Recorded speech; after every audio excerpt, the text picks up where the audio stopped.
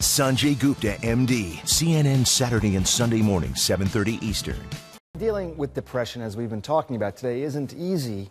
Your friends and loved ones can help, but as some of you may know, they can also get in the way.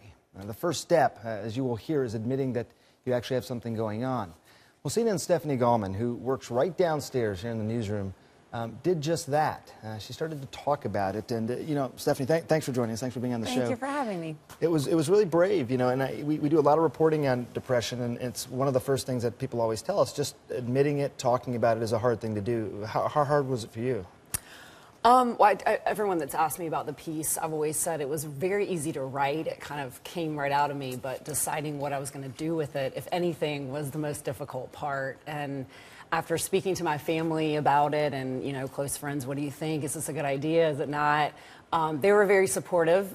Some, were really honest. I wouldn't handle it that way. I would probably keep that to myself. But my personality is kind of, it's wide open. So I kind of felt better, more like me to share it. And the response has been overwhelming. So I'm really glad that I did. Yeah, and it's on CNN.com. It's a wonderful blog, as I've said. One of the things that, is really poignant there is when you were first told, look, you're depressed, you have depression, you essentially laughed it off. You said, that is not me, that is somebody else. I don't even like depressed people, was sort of your attitude, right? Yeah, and my doctor actually laughed because that was my first instinct, was to say, oh no, that's not me, I'm not depressed. Depressed people to me were, people who cried all the time and, wore sweatpants and, kind of held up in their home, and I was not that person, and I, was very vivacious and, gregarious and told jokes, and so it came as a shock to me, that attitude of what a depressed person looks like was not something that I identified with at all. One of the things I think a lot of people think about, and we work together, so, we're colleagues here, but people who have jobs, they think, I can't talk about this because people in my workplace, we don't know how they're going to react. And you called it the D-bomb, the depression bomb. And again, you were very open about it. But what was the response from your other work colleagues?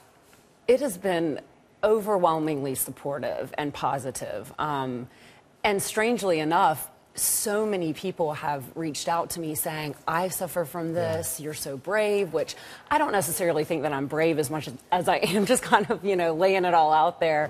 But a lot of people suffer from this to varying degrees. Some people, have been completely debilitated by it. That wasn't my experience, but, to a lot of different levels, a lot of people here and in other workplaces and outside of here are suffering from this. And it's unfortunate that it is so taboo to talk about it. I think it's so helpful for people to hear you say that, because again, one of the hardest things is to think about people who are suffering in silence. I want to read something from your blog specifically. I guess they're a little piece of advice or just the thoughts. Instead of drugs, they'd say, why don't you do more of the things that you enjoy? Tend to your garden, find a project, something to focus your attention on. Read The Secret, bite me. My mom is going to be so happy that that's the quote that you chose. That's the quote that we decided to pull out of that blog. Yeah, that's good. That's awesome, yeah. Hi, Ms. Gallman. Right, yeah, she'll love that.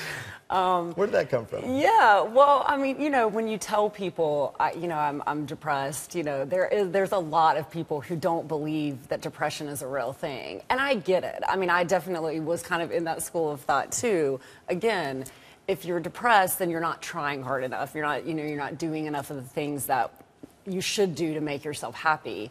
And so when people would say that, like, oh, gee, why didn't I think of that? Of course, I'll totally go out and do more of the things that I want. I'm like, you're not listening to me. I'm having a hard time even wanting to do anything. Well, let me put a punctuation mark on that and say, remind people that we're talking about a brain disease here, something that we now have more evidence than ever, objective evidence of what exactly is happening in the brain. This isn't anecdotal. This isn't something subjective. It is real. And again, I'm so glad that you came on the show, and I'm glad that you talked about it. Thank you so much. I hope everyone gets a chance to read that blog. It'll make a huge impact.